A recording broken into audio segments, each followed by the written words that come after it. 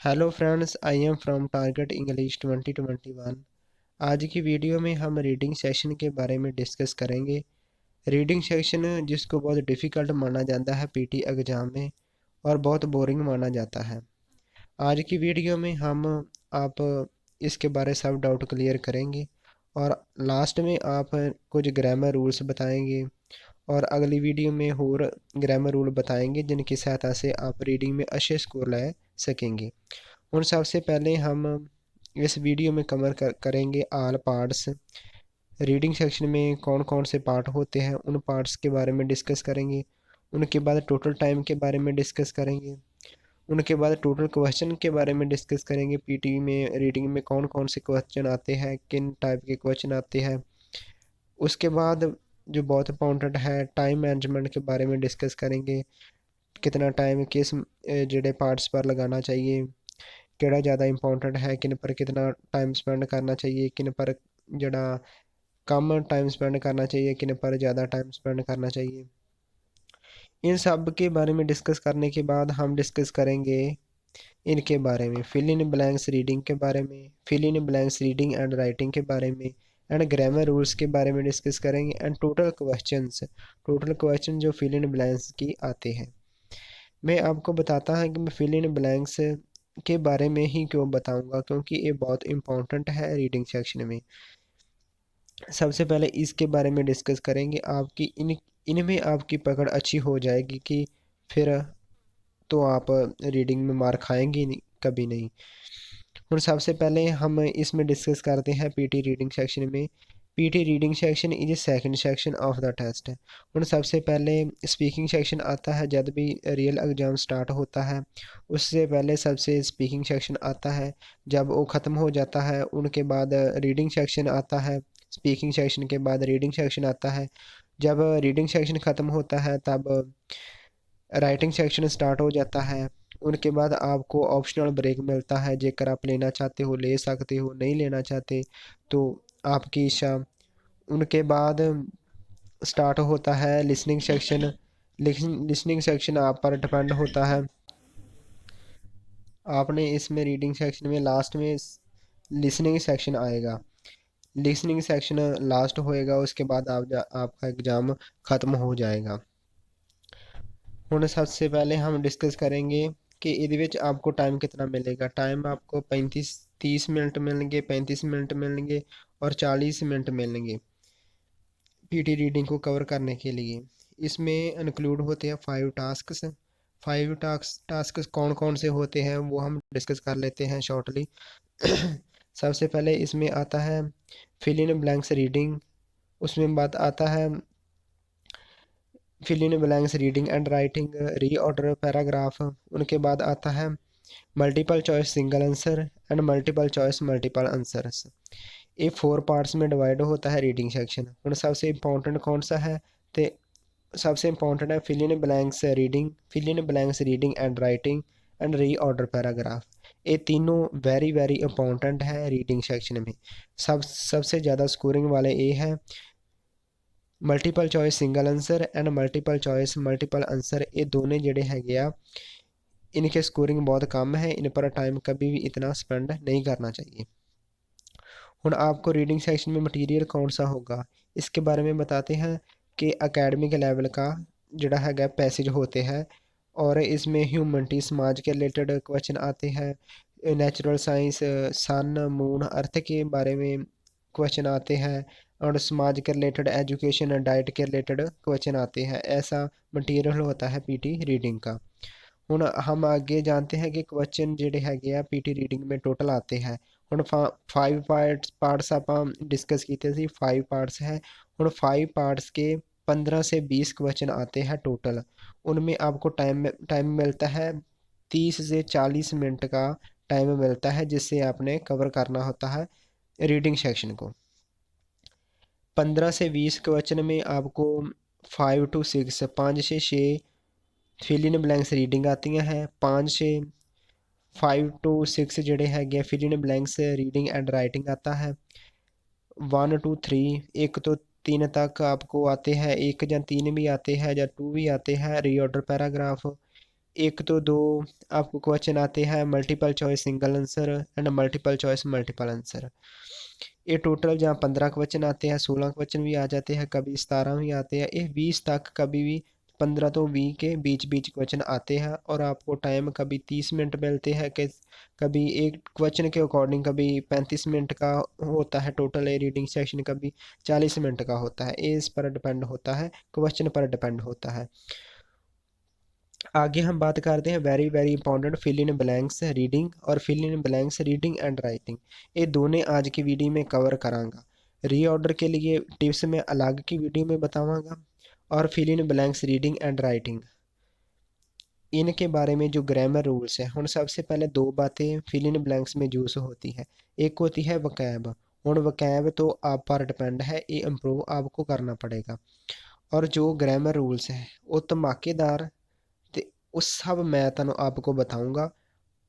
आप मैं वादा करता हूँ कि वो ग्रामर रूल सभी और एक वीडियो में वो ग्रामर रूल कभी नहीं कवर होंगे। एक तो दो तो तीन वीडियो में उन पर बनावांगा ग्रामर रूल्स थे गोल्डन टिप्स टेक्निक्स जो रीडिंग सेक्शन के फिल इन ब्लैंक्स दियाँ।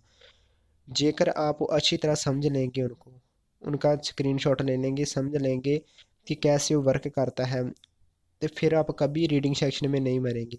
79+ आपका पॉइंट टारगेट होवे और जहाँ 90 प्लस होवे आपके स्कोर जरूर आएंगे जेकर आप अच्छे मन से ये जड़े मैं फॉलो करोगे जो मैं ग्रामर रूल बतावांगा।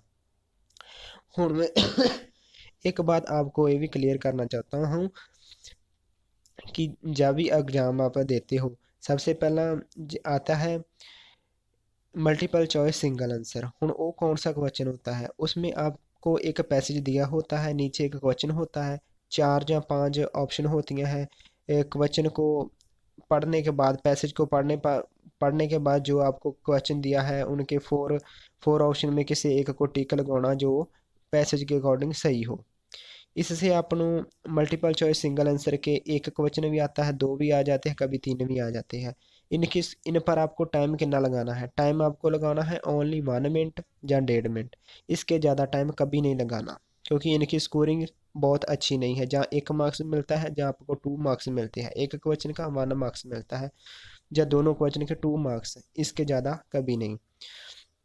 कभी ऐसा भी होता है क्वेश्चन ज़्यादा आते हैं, आपको हाफ एक का हाफ मिलता है, दो को मिलाकर आपका 1 स्कोर मिलता है, इसके ये स्कोरिंग वाला नहीं है।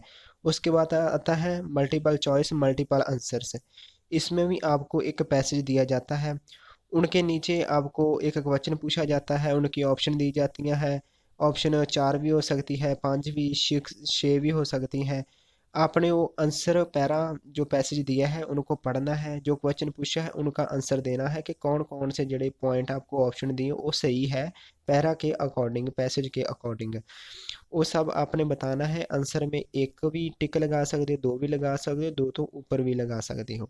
मल्टीपल आंसर इसीलिए किया जाता है। पर मैं आपको रिक्वेस्ट यही करांगा कभी भी एक से ज़्यादा टिक ना मत लगाइए, क्योंकि जेकर आपको श्योर होवे कि एक से ज़्यादा सही है पैरा के अकॉर्डिंग, आप अच्छी तरह पढ़े हो, आप श्योर हो तो फिर लगाइए, क्योंकि नेगेटिव मार्किंग ये जरूर है आ। इसलिए जेकर आप एक को टिक लगाते, दो को टिक लगाते हो, एक गलत होता है तो दूसरा भी आपका नेगेटिव मार्किंग के कारण वो गलत हो जाता है। इसलिए इन पर भी टाइम एक एक क्वेश्चन या 2 क्वेश्चन या 3 क्वेश्चन ये आते हैं, इसलिए इनके स्कोरिंग भी 1 या 2 ही होते हैं। इसलिए इन पर भी टाइम 1 मिनट या 1.5 मिनट लगाना चाहिए, इनके ज़्यादा टाइम कभी ना लगाइए। मैं ही रिक्वेस्ट करता सबसे ज़्यादा टाइम जो स्पेंड करना है फिल इन ब्लैंक्स पे रीऑर्डर में करो।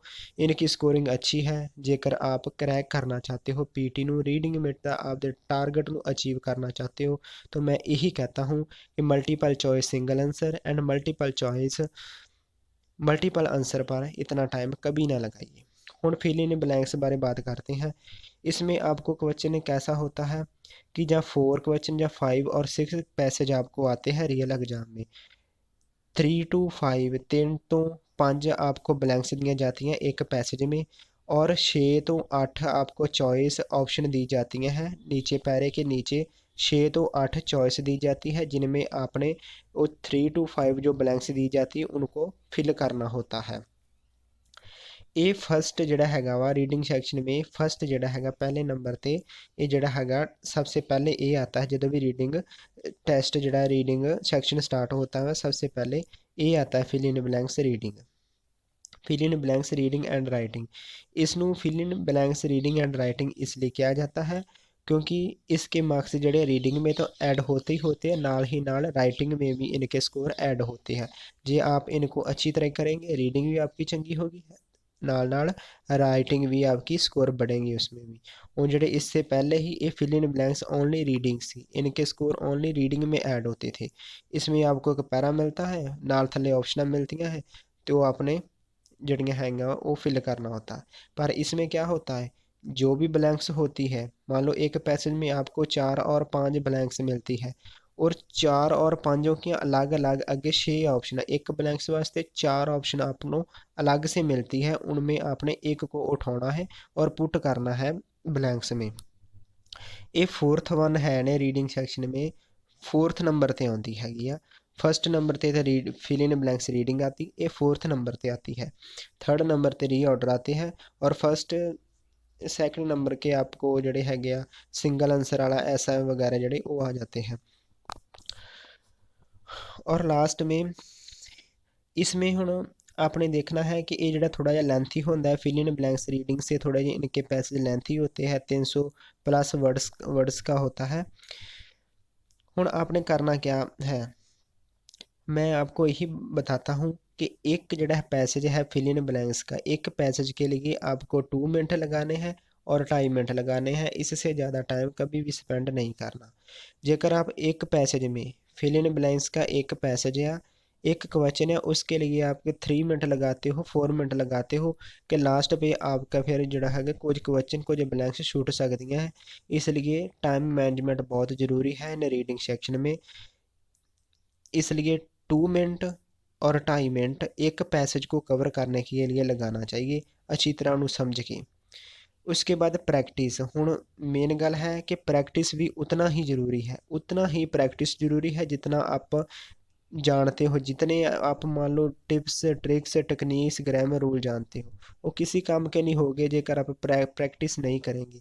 इसलिए डेली प्रैक्टिस बहुत ज़रूरी है, रोज़ाना ही प्रैक्टिस ज़रूर करिए। जेकर आपका टारगेट है एग्ज़ाम देने का, एग्ज़ाम देने से 20 दिन पहले 15 दिन पहले 10 डेज़ पहले अच्छी तरह से प्रैक्टिस करिए, ईच एंड एवरीथिंग की प्रैक्टिस करिए। रोज़ पहले दिन आप कम रीडिंग जड़ियाँ हैं फिल इन ब्लैंक्स कवर करिए, रोज़ाना रोज़ाना उन्होंने बढ़ाते जाइए और फिर 15 से 20 जड़ियाँ वो डेली जड़ियाँ हैं फिल इन ब्लैंक्स को कवर कीजिए। ग्रामर रूल्स उनमें लगाइए, किस तरह ग्रामर रूल काम करता है समझिए, आप अच्छी से जड़ा हैगा वा इनमें स्कोरिंग लै सकते, ये मैं वादा करता हूँ। हुण मैं अगे आपको ये बताता हूँ कि ग्रामर रूल्स कौन कौन से ग्रामर रूल्स हैं जो इनमें जड़े हैगे आते हैं, जिससे आप जो ब्लैंक्स को इजीली ढूंढ सकते हो। वो सबसे पहले हम बात करते हैं, जे रूल है if you see blanks after comma then use which instead of that which represent the extra information. इसका मीनिंग ये है कि जे तुसी ब्लैंक्स कॉमा तो बाद देखते हो, कोई सेंटेंस स्टार्ट हो रहा है अगे कॉमा आया उस तो बाद ब्लैंक्स आया, तो ब्लैंक्स क्या आएगा, WH फैमिली वाला आएगा, विच आएगा, WH फैमिली वाला आएगा। इनस्टेड ऑफ, इनस्टेड का मतलब बजाए इस दे, बजाए टी दे, टी वाला कोई वर्ड नहीं आएगा, WH फैमिली वाला आएगा, जो कि रिप्रजेंट करता है दर्शाता है एक्स्ट्रा इन्फॉर्मेशन, होर इन्फॉर्मेशन दर्शाता है। हुण ये एग्जाम्पल आप देखते हाँ, इसमें लिखा है द पेन्स, द पेन्स के बाद कॉमा लगा, कॉमा के बाद हुण मान लो जिथे विच लगा ये अपनी हैगी ब्लैंक्स। हुण कॉमा तो बाद हमेशा ही WH फैमिली वाला आया, WH फैमिली वाला ही ब्लैंक्स विच आवेगा जे कॉमा दिता हैगा कोई भी सेंटेंस दे विच। हुण वो की है कि द पेन्स है ये हुण अगे उहदा की है रिप्रजेंट करदा उहदी होर इन्फॉर्मेशन दसदा क्योंकि ब्लू रंग दा हैगा एंड ओल्ड हैगा पुराना हैगा। हुण मान लो पहली एग्जाम्पल है, इसमें दिया है द पेन्स, हुण पेन्स के अगे कॉमा नहीं है इस करके डैट TH फैमिली वाला यूज होया। हुण सैकेंड वाली ब्लैंक्स में द पेन्स के अगे कॉमा सी इस करके WH फैमिली वाला यूज होया। हुण कभी भी तुसीं पैसेज करते हो उसमें तुम देखते हो कि कॉमा लगा है, कोई भी सेंटेंस है कॉमा लगा है, उनके बाद आपको ऑप्शन में WH फैमिली वाला भी दिता है, TH फैमिली वाला भी दिता, कुछ होर भी दिता, सो एट दिस कुछ भी दिया है, आपने WH फैमिली वाला ही आंसर पुट करना। ਇਹ ਰੂਲ ਦੇ ਅਕੋਰਡਿੰਗ ਰੀਅਲ ਐਗਜ਼ਾਮ ਵਿੱਚ ਇਸ रूल के अकॉर्डिंग मैं 2 ਬਲੈਂਕਸ ਜਿਹੜੀਆਂ ਹੈਗੀਆਂ ਉਹ सही सही फिल कीतियाँ थी, इसलिए ये वेरी इंपॉर्टेंट है, इसलिए सबसे पहले नंबर में इसको रखा है, इस ग्रामर रूल को रखा है सबसे पहले। ये वेरी वेरी इंपॉर्टेंट, बहुत हेल्पफुल रहा सी मेरे लिए, आपके लिए भी हेल्पफुल होगा, इसको माइंड में ज़रूर रखना। ज़रूर जदों भी आप कोई भी पैसेज करते हो इसको ज़रूर समझना कि ग्रामर के रूल के अकॉर्डिंग उनको ज़रूर कीजिए, क्योंकि दो चीज़ें मेन होती हैं फिल इन ब्लैंक्स के लिए, एक होता है वकैब, वकैब आपके हाथ है, जो इम्प्रूव कर सकते हो ज़रूर कीजिए, जो नहीं कर सकते तो कोई बात नहीं। तो ग्रामर रूल्स ज़रूर A to Z उनको ग्रामर रूल को समझिए, ग्रामर रूल अच्छे से काम आएगा। उसके बाद सेकंड रूल है आर्टिकल ए एंड द, इसके बाद हमेशा नाउन आएगा, ए एन और द, इसके बाद नाउन आएगा हमेशा ही। नाउन क्या होता है, नाउन किसी भी चीज़ का कोई नाम होता है, कोई वस्तु का नाम होता है, कोई जीव का नाम होता है, कोई भी किसी भी चीज़ का कोई नाम होता है वो नाउन आएगा ए एन और दा के बाद। ए और एन के बाद हमेशा ही ਜਿਹੜਾ ਸਿੰਗੂਲਰ ਨਾउन ਆਏਗਾ, ਸਿੰਗੂਲਰ ਨਾउन ਜਿਵੇਂ ਪੈਨ, ਉਹਦੇ ਨਾਲ ES ਜਾਂ S ਨਹੀਂ ਲੱਗੇਗਾ, ਕੱਲਾ ਹੀ ਪੈਨ ਆਏਗਾ, ਜਾਂ a pen, a pencil, a book, इस तरह आएगा। ए और एन के नाल हमेशा ही सिंगुलर नाउन आएगा, और दा के नाल हमेशा ही ਜਿਹੜਾ ਹੈਗਾ ਵਾ ਉਹ ज़्यादातर प्लूरल नाउन आता है, प्लूरल जिनके नाल एस लगता है, ES लगता है, जिमें पेन्स, पेंसिल्स, बुक्स, ਉਹਦੇ ਨਾਲ ES ਜਾਂ S लगा होता है दा के बाद। सेकंड रूल ये कहता है कि आर्टिकल ए एन दा के बाद कई बार ऐसा होता है कि बीच में एडजेक्टिव आ जाता है, ए के बाद एडजेक्टिव आ जाता है एंड दा के बाद, उसके बाद ब्लैंक्स में आपको एडजेक्टिव दिया जाता है, और ब्लैंक्स के बाहर आगे जो नाउन बाहर में पड़ा होता है, इसलिए ब्लैंक्स में एडजेक्टिव ही हमेशा आएगा। और जहाँ में जो एग्जाम्पल दिया है इसमें आप देख सकते हैं this is a beautiful pen, हूँ मान लो ब्यूटीफुल आपको ब्लैंक्स आया है, दिस इज ए तो बाद की लगेगा, ਹੁਣ ए तो बाद आपको पेन नाउन तो आपको अलग से बाहर दिया हुआ है, तो बीच में क्या आएगा एडजेक्टिव। एडजेक्टिव क्या होता है, जो नाउन के बारे में एडिशनल इन्फॉर्मेशन देता है, और जानकारी देता है, नाउन के बारे में और कुछ ना कुछ बताता है, इसलिए इथे एडजेक्टिव बीच में आएगा। इसी तरह ये रूल है third, my our your his her it is there this that this दोस्त के बाद नाउन आएगा, या तो नाउन आएगा कि आपको इन्हों के बाद आपको ब्लैंक्स दी होएगी, अगे जो भी है कोई प्रैपोजिशन लगी होगी या जो भी ऑब्जेक्ट वो लगा होगा, और बीच में नाउन वाली जगह आपने देखना है कौन कौन से नाउन है आपको ऑप्शन में दिए, उस नाउन जो आपको नाउन को इसको उठाना है और ब्लैंक्स में फिल कर देना। हूँ एक बात ये भी है कि पीटी रीडिंग में जो नाउन्स है या एडजेक्टिव है वो इतने आसान नहीं होंगे, ऐसे नहीं होंगे पेन पेंसिल, थोड़े जे मुश्किल होंगे, उनकी पछाण करनी थोड़ी जी अलग होगी, वो भी मैं आपको दसांगा उनकी पछाण कैसे करेंगे, क्योंकि जैसे उन्हें TION लगा होवे, SION लगा होवे, MENT मेंट लगा होवे, ER लगा होवे, इनकी पछाण होती लास्ट वर्ड में लास्ट ते लगा होवे ना ER या मेंट, तो उनकी पछाण होती है नाउन है। एडजेक्टिव जिनके लास्ट में लेस लगा होवे या एबल लगा होवे, उनकी पछाण होती है कि वो एडजेक्टिव है। इस तरह में ਜਿਹੜੇ आने वाली वीडियो है उसमें मैं ये भी डिस्कस करूँगा पूरी तरह से कि कैसे आप फाइंड करना हैगा कौन सा नाउन है, कौन सा एडजेक्टिव है, कौन सा वर्ब है। हम वर्ब भी बहुत मुश्किल आने कई बार, जो वर्ब है वो भी आप ढूंढ नहीं पाते, नवी नवी किस्म की थोड़ी जी आती है, वर्ड थोड़े अलग होते हैं वर्ब के भी, ये भी मैं डिस्कस कराँगा। हुण अगे बात आती है कि my our your his her it is there this that तो बाद ब्लैंक्स में एडजेक्टिव भी आ सकता है, उस तो बाद भी नाउन आ सकता है। ये रूल हुण चौवें जिहड़े हैगे है तो सिमिलर ही है, जां तो ए एंड द माई जुअर। हुण कई बार आप हम नाउन को नहीं फाइंड कर सकते, हम क्या करना है, माई शब्द के बाद हमेशा नाउन होता है, जिवें हम कहते हैं माई होमवर्क, माई नेम मेरा नाम, my books, my pen, my pencil, my PT score. हुण माई के बाद हमेशा नाउन होता है। जब आप नहीं फाइंड कर सकते कि ये नाउन है, एडजेक्टिव है, क्या है, आप माई शब्द यूज़ करके जो उन नाउन को फाइंड कर सकते हैं। ਹੁਣ ਇਨ ਫੋਰਥ ਰੂਲ ਦੇ ਵਿੱਚ ਇਹੀ ਗੱਲ ਕਹੀ ਗਈ ਹੈ, a and the, my, your, this, that ਤੋਂ ਬਾਅਦ ਜਾਂ ਤੇ ब्लैंक्स, जे इस तो आगे ब्लैंक्स होवे तो उसमें नाउन आएगा, जेकर नाउन ब्लैंक्स के आगे है तो बीच में एडजेक्टिव आएगा। हुण मैं आगे आपको बताता हूँ कि आप देख सकते हो, हुण जहाँ पर एक पैसेज है, हमने पैसेज लिया क्योंकि ग्रामर रूल जोड़े हैगे वो बताने भी उतने ज़रूरी है, ये भी बताना उतना ज़रूरी है कि वो काम कैसे करते हैं। ग्रामर रूल तो हर कोई बता देता है कि ग्रामर रूल ये यूज़ होते हैं, बट उनको जोड़ा हैगा है वो सब समझाना कि किस तरह वर्क करते हैं, ये उस तो भी बहुत इंपॉर्टेंट है। हुण मैं ये वादा करता हूँ कि जो भी मैं आपको रूल समझावांगा वो ये भी दसांगा इम्प्लीमेंट कैसे होते हैं, वर्क कैसे करते हैं। इसलिए मैं आपको हुण एक पैसेज लेके आया हूँ कि जितने मैं रूल बताए हैं उतनों देखते हैं वर्क कैसे करते हैं।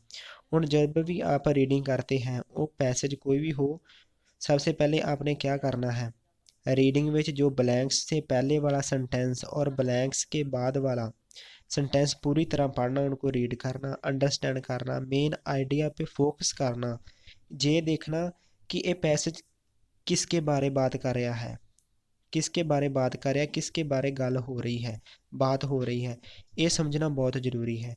जेकर आप तुक्का भी लगाएंगे ना, तुक्का भी कहते हैं ना, तुक्का लगाते हैं, तुक्के से हम काम सार लेते हैं, तुक्का भी लगाएंगे तो आपको सही तुक्का लगाएंगे, जो भी अंदाज़ा लाएंगे वो सही लगाएंगे, क्योंकि जेकर आप उनको मेन आइडिया पता कर लेंगे कि ये पैसेज किसके बारे में बात कर रहा है। जेकर पैसेज डाइट के रिलेटेड है, कोई एजुकेशन बारे बात कर रहा है कि तुसी कुछ होर सोच रहे हो, ये हुण ये देखना कि एजुकेशन बारे गल हो रही है, कोई देश बारे गल हो रही है, किहदे बारे गल, हुण इहदे विच कंट्रीज़ बारे गल हो रही है, डेवलप्ड कंट्री जिहड़ियां हैगियां, अंडर डेवलप्ड कंट्रीज़, उनके उनके बारे में बात हो रही है। ये पैसेज में आपको ये देखना पड़ेगा, जो मेन उहदा कंटेंट है उत्ते जाना पड़ेगा कि कादे बारे बात हो रही है। उनके बाद आपको टेंस का भी ख्याल रखना चाहिए, पास्ट में बात हो रही है, प्रेजेंट में बात हो रही, क्योंकि उनके अकॉर्डिंग ही आपको कई बार वर्ब आ जाती है, उनके अकॉर्डिंग आपको वर्ब को भी यूज़ करना पड़ता है। उसके बाद प्रेपोजिशन का भी ख्याल रखना चाहिए। एक बात और है, ये कभी कभी ऐसा होता है आपको फोर्थ ऑप्शन, हुण ये जो पैसेज है ये fill in blanks reading and writing का है, जिसमें आपको हुण फर्स्ट ब्लैंक्स के लिए, हुण जहाँ पर आपको फर्स्ट ब्लैंक्स दी गई है, सेकंड ब्लैंक्स दी गई है, थर्ड ब्लैंक्स दी गई है, फोर्थ ब्लैंक्स, हुण एक ब्लैंक्स को फिल करने के लिए आपको चार जड़ियाँ हैगियां वा, वो आपको ऑप्शन दी गई है, एक ब्लैंक्स को कवर करने के लिए चार जड़ियाँ ऑप्शन दी गई है। ये fill in blanks reading and writing का पैसेज है। हुण हम देखिए कि हुण मैं आपको बताना चाहता है, मान लो अब फोर्थ है, इसमें आपको तीन का मीनिंग समझते हैं और एक जड़ा है वर्ड है लास्ट वाला, ये औखा है, इनका आपको मीनिंग नहीं पता। हुण आप एक एलिमिनेट मैथड जहाँ पर यूज़ कर सकते हो। एलिमिनेट मैथड क्या होता है, हुण आप तीन के मीनिंग समझते हो, आप तीनों को जड़ी थर्ड ब्लैंक्स है इनमें पुट करके देखेंगे सूटेबल बैठते हैं, तीनों च कोई आता है, कोई सूटेबल है, कोई सही जड़ी किसी की सेंस बनती है, नहीं बनती तो फिर औखे वाला होएगा, क्योंकि औखे वाले का आपको मीनिंग नहीं पता। तो पर जेकर तीनों का आपको मीनिंग पता है, उनकी सेंस नहीं बनती, वो नहीं सूटेबल ब्लैंक्स में, तो फिर ये औखे वाला ही हमेशा आएगा। ये भी एक एलिमिनेशन मैथड है, आप यूज़ कर सकते हो। जेडी ब्लैंक्स आपको मीनिंग पता है उन्होंने सूटेबल उन्होंने फिल करके देखो, उसकी हिंदी में उन्होंने कन्वर्ट करके देखो कि हाँ ये हिंदी क्या बन रही है, कोई भी पैसेज है उनको हिंदी में पहला कन्वर्ट करके देखो, क्योंकि ये अपनी जड़ी हैगी है नेटिव लैंग्वेज नहीं है, कि अपनी मात भाषा है ये नहीं है, इसलिए उनको कन्वर्ट कीजिए अपनी लैंग्वेज में, फिर देखिए वो किसके बारे में बात कर रहा है। और इस पैसेज में सबसे पहले हम देखते हैं, at the end of the colonial era as many new nations gain independence, इसमें कहता है कि अपना जड़ा इरा है समाज दे विच ਇਹ ਦੁਨੀਆ ਦੇ ਵਿੱਚ ਨਵੇਂ ਜਿਹੜੇ ਨੇਸ਼ਨਸ ਹੈਗੇ, ਦੇਸ਼ ਹੈਗੇ, ਉਹ ਗੇਂਡ ਪ੍ਰਾਪਤ ਕਰ ਰਹੇ ਹੈਗੇ ਆ ਇੰਡੀਪੈਂਡੈਂਸ, ਆਜ਼ਾਦੀ ਪ੍ਰਾਪਤ ਕਰ ਰਹੇ ਹੈਗੇ ਆ, ਆਜ਼ਾਦ ਹੋ ਰਹੇ ਨਵੇਂ ਦੇਸ਼ ਜਿਹੜੇ ਹੈਗੇ ਆ, ਜਿਹੜੇ ਹੋਂਦ ਵਿੱਚ ਆ ਰਹੇ ਹੈ, ਨਿਊ ਜਿਹੜੇ ਹੈਗੇ ਦੇਸ਼। Relative level of economic development become an important criterion by which to distinction between countries. The former colonial powers and dash parts of the world generally become known as advanced industrial or developed countries. उन्हें क्या former colonial powers and dash parts of the world। ਹੁਣ ਵਰਮਰ ਤੇ ਆਏਗਾ ही नहीं, वरमर की बात क्योंकि ये सूटेबल नहीं हैगी। देश के बारे में कुछ, नेशन के बारे में, वर्ड में बारे बात हो रही है, ना तो हेल्थ केयर आएगा तो ना ही वरमर आएगा, ये दोनों नहीं आएंगे। वेल्थियर और रिचर ये दोनों वर्ड आ सकते, हुण दोनों वर्ड का मीनिंग थोड़ा जा सेम हैगा।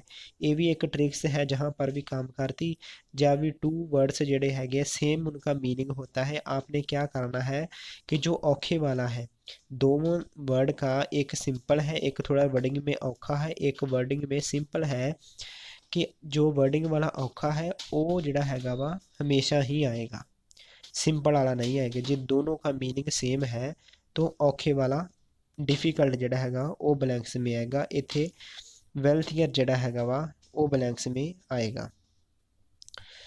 हुण अगे हम देखते हैं सेकंड ब्लैंक्स में क्या है। हुण जहाँ पर कंट्रीज लगा है उनके बाद कॉमा लगा है। हुण अब मैंने आपको रूल समझाया था पीछे कि जब भी कॉमा लगा उनके बाद WH फैमिली वाला आएगा, तो जहाँ पर वहाइल ही आएगा, वहाइल हमेशा ही होने थे आएगा। ये भी हुण ब्लैंक्स किया अपने तुहाडे सामने थे, क्लीयर होगी जे आप रूल समझते हो तो ये इत्थे क्लीयर होगी। वहाइल का मतलब है जद के former colonies and poorer nations became known as less develop, कि जेडे उन्हें क्या वा उपरली लैंड में जेडे ते पावरफुल शक्तिशाली ही वो तो एडवांस इंडस्ट्रीयल और डिवेलप कंट्रीज बन गई, तो जद के कॉमा लगा ही WH फैमिली वाला वहाइल आ गया। वहाइल का मतलब जद के former colonies and poorer Nations जेडे है गरीब देश ही वो नॉन जाने जान लगे लैस डिवेलपड, कि घट विकसित देश जाने लगे।